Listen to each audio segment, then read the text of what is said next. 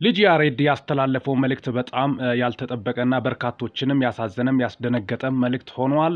ምክንያቱም ይህንን ቪዲዮ ለጠቅላይ ሚኒስትር ዶክተር አብይ አህመድ እንዲደርስም ይደረግ በማለትም ያስተላለፈው መልእክት እጅግ በርካቶችን ያሳሰበ ጉዳይም ሆኗል። ልጅ ያሬድ እንግዲህ በትወናውና በቀልዱ በርካታ ኢትዮጵያኖችን ሲያስደምም የነበረው ነው። ኋላ ደግሞ በፖለቲካ ምናምን አንዳንዴ ወጣ ገባ እያለ ደግሞ ስድብ ውስጥ በመግባቱ በርካታ ኢትዮጵያኖች አዝኖበት ነበር። ኋላ ግን በጣም ታርሞና ተስተካክሎ ጀንትል ሆኖ ነው የወጣው ከእስር ቤት ማለትም ነው። በጣም ትምህርት ወስዶበት የወጣ ሁኔታም ነው የተስተዋለው።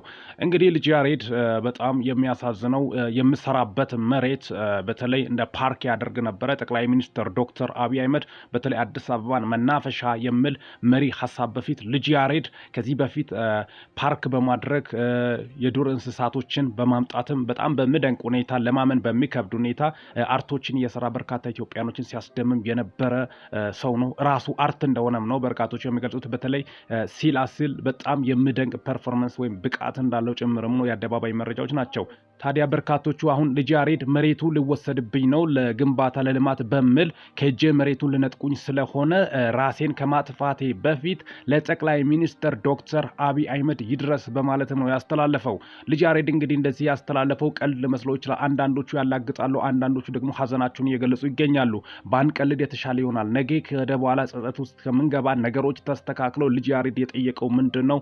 መሬቱን በማስመልከት ከዚህ በፊት ለሱ የተሰጠው መሬት ነበረ።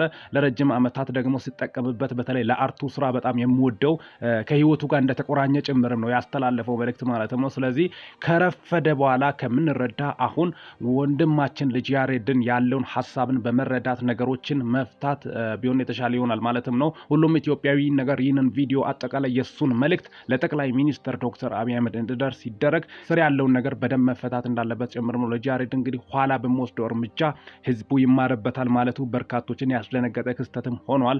ልጅ ያሬድ እንግዲህ በጣም ብዙ ስራዎችን የሰራ ድንቅ ኢትዮጵያዊ ነው። በዛ ደግሞ ጎበዝ ነው። በዛው ልክ ደግሞ ኋላ ትንሽ ወጣ ብሎ ገባ የሚልበት ነገር በርካቶችን ያሳዘነ ባህሪ ነበረው። ከእስር ቆይታ በኋላ ግን በጣም ተምሮና ታርሞ የቀድሞ ልጅ ያሬድ ሆኖ ነው የወጣው። ደግ ኢትዮጵያዊ ነው። በነገራችን ላይ ልጅ ያሬድ ክፋት አያውቅም።